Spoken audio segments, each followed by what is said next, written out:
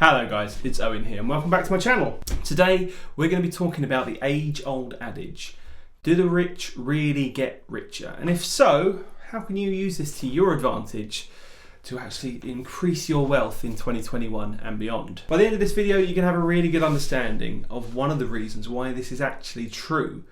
And more importantly, we'll have an understanding of how you can benefit from it using the power of assets and liabilities. But before we begin the video, please can you take a moment and do me a huge favour by clicking that like button and subscribing if you are new here. I'm just going to wait a moment to let you take the time to do that before we begin.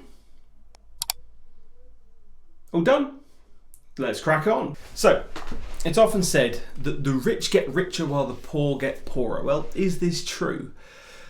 Well, if we look in 2020, the answer is yes. 2020 was an unprecedented year when it came to wealth transfer.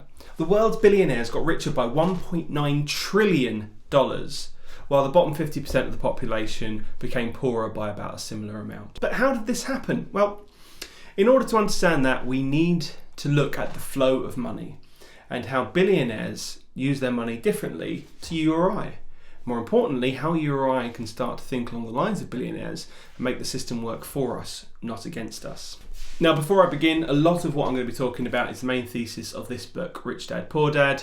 It's a pretty easy read, highly recommend it if anybody is getting interested in learning about financial literacy. Pretty cheap off of Amazon or your local bookstore whenever we're allowed to get back into those. So in order to understand our personal cash flows, we're going to be looking at two documents. The first is an income statement, and the second is a balance sheet. Now, our income statement is pretty easy. It shows us the amount of money coming into our bank account through income and the amount of money leaving our bank account through expenses. Now, for most of us, our income is pretty simple. It's what we get as a salary from our job. Now, some of our younger viewers might get a little bit of extra from BOMAD, but for most of us, our salary is what makes up the vast proportion of our income. Our expenses are whatever we spend money on. That's shopping, food, rent, booze, sweets, presents, your general day-to-day stuff. Now, if we spend less than we earn, we get to save a little bit of money, but if you're anything like me in my 20s, that's usually not the case. And yeah, less said about that, the better right now. Now, the second item we need to look at, which is a little slightly more complicated, but along similar terms, is our balance sheet.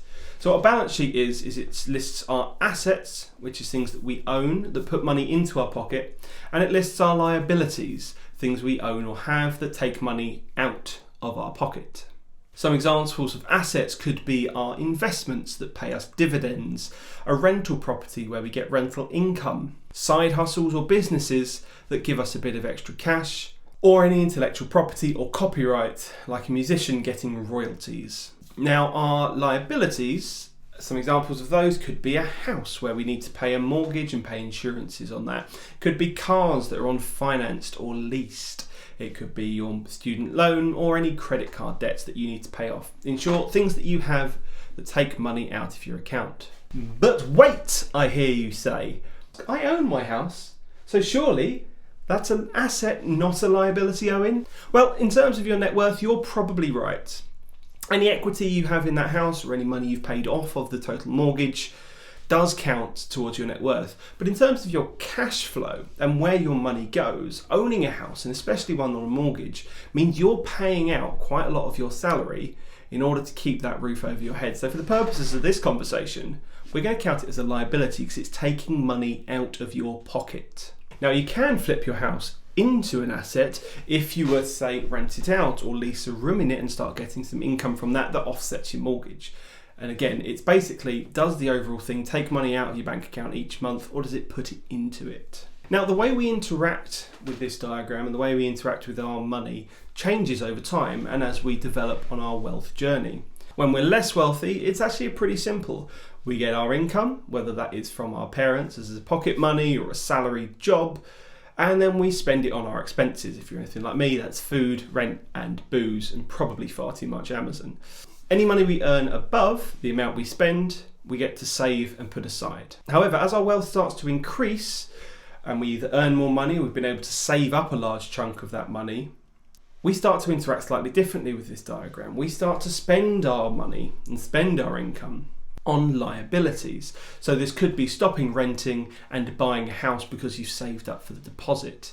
So now what happens is, as we get our money, we buy liabilities with it. Those liabilities incur expenses, things like mortgages and insurance, and therefore our expenses increase. We're still not generating any more money, but we do have a couple of other things that we can call our own. However, this still means we've got no diversified income streams. So we've still got to earn more than our expenses in order to save money. However, now our liabilities are generating more expenses, so we need to earn more to make that difference. And it starts to become a cycle that's quite hard to get out of.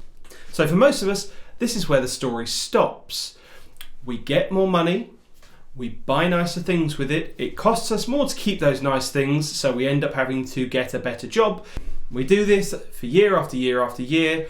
After 40 to 50 years in the job, we end up with a very nice pension and we go home and retire.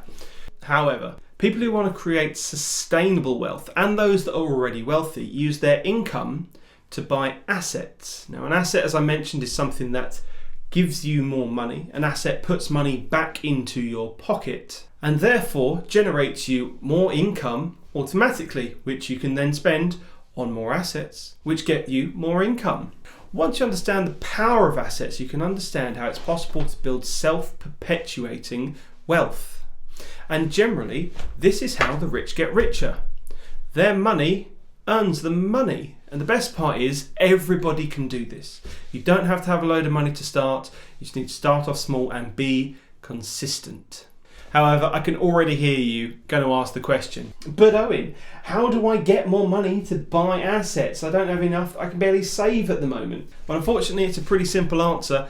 You can either get more income or spend less on expenses. It's pretty much as simple as that. Now, there's lots you can do to get more money into your pocket, and I'll probably go through these in a little bit more detail in future videos. But a few examples of this could be a side hustle or a small business you want to start up, working some extra hours at work, getting a second job, doing something like YouTube or blogging, which, although is not making any money just yet, does make quite a lot of people quite a lot of income. Or you could rent out a spare room that you've got in your house and generate a little extra income that way. There's also lots of ways we can cut our expenses as well, and therefore invest that difference into our assets. We can change our utility suppliers, change the gas and electric. People like Martin Lewis in the UK have lots of resources on hand that you can do to find the best energy supplier, and on average you can save a couple of £100 a year just by switching. Or maybe even eat out once or twice less a month and put that money aside for investments and assets. So you still don't believe me in the power of assets? Well, let's have a look at the breakdown of where people's net worth is stored depending on how rich they are. As you can see from this graph, there's a couple of items here listed as assets that I've defined as liabilities. These are things like your primary residence and your vehicles. Now, I'm calling these a liability because they take money out of your pocket and they do not put it back in. But as we can see from the £10,000 to £100,000 bracket, the majority of people's net worth is stored within these liabilities. There's only a very, very small amount of those blue assets that continually, perpetually generate income for them. When you enter the $100,000 to $1 million net worth range, it starts to take over just over 60% of your net worth.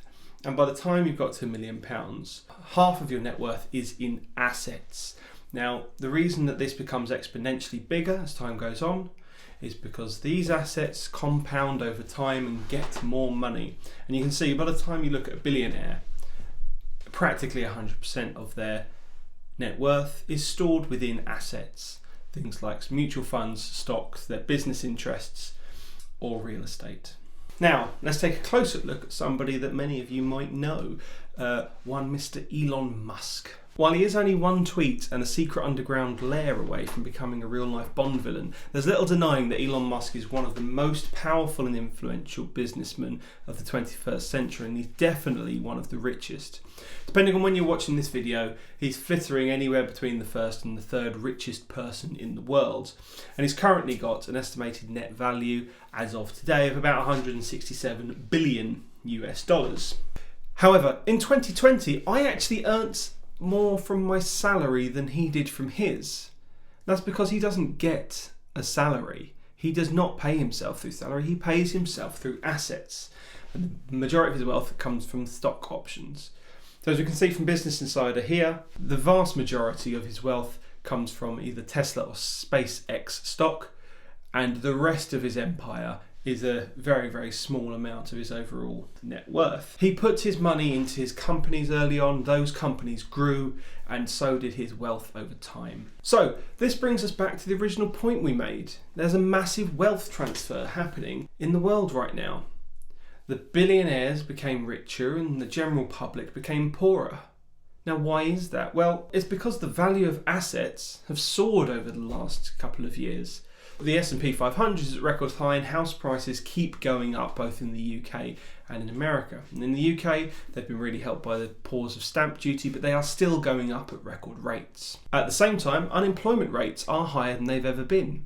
In the UK, redundancy levels are as high as they were during the financial crisis, and in America, unemployment rates have spiked way higher than they were then. So, if your only income stream is your salary, and that gets taken away from you, your net worth and your income is going to drastically drop. If you have a diversified income stream and you have money in assets that bring in other wealth, well, as those assets increase, they will bring in more wealth. Now, for you and me, we're probably never going to become multi-billionaires or start a new Tesla or a SpaceX, but we can invest in long-term index funds with a really small amount of money, £50, £20 a month or less, and just continually grow that over time.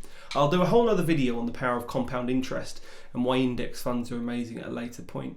But hopefully this has shown you that we should be spending money on our assets, whether that is real estate, whether that is investments, whether that's investing in yourself, whether that's putting money into a side hustle or a business you're starting up, but something where you're not solely reliant on an income for a job. Because if 2020 has told us anything, is that they are not as stable as they once were, and it could be taken away at any point. So with that, guys, I'm going to leave you there. I hope you've enjoyed this video. If you have, please give it a massive thumbs up. Really does help the video out, and please subscribe if you're new here. Please leave a comment down below about what money myths you have heard about or you'd like me to investigate to see whether they're true or not, or in general what other videos you would like me to cover. And with that, I will see you on the next one. Goodbye.